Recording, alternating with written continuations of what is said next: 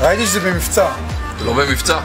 ראיתי שזה במבצע ואני רוצה מבצע. אני אוהב שוקולד, אני רוצה מבצע. זה במבצע, אני רוצה מבצע.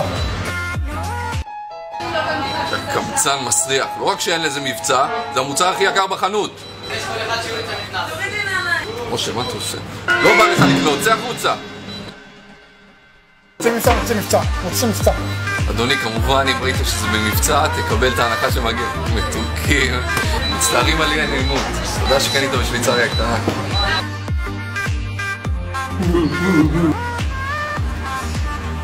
מה זה, אתם מאמנים פה?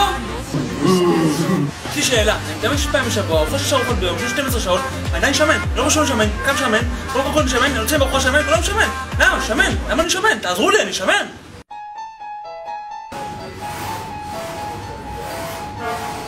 תקשיב לי טוב, חתיכת שמן מסריח.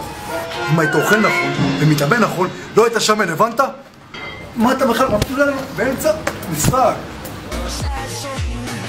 למה אני שמן? תעזרו לי, אני שמן. סליחה אדוני, פשוט נורא משנה לנו במשמרת פה, אני לא מתנצל. כמובן שאני אביא לך תוכנית אימונים והוא יביא לך תוכנית תזונה עכשיו. אנחנו נעזור לך קודם, אנחנו איתך אדוני.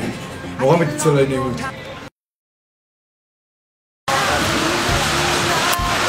ניצב! בוא לפה, בוא. אכלתי את הכל, אבל לא היה טעים. מה עושים? מה עושים?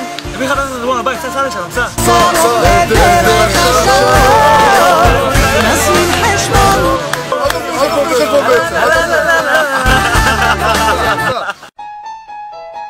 תגיד לי קופיקו, יא פרצוף קלסטרון אחד, ההורים שלך אחים?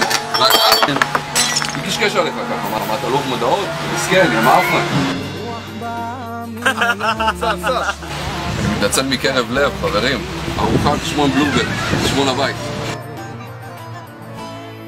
תגיד, מה זה הארטיקים האלה? הם נמסים בחור! בחור!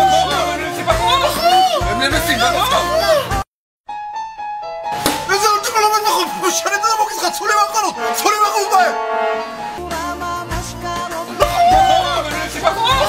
הם נמסים בחור!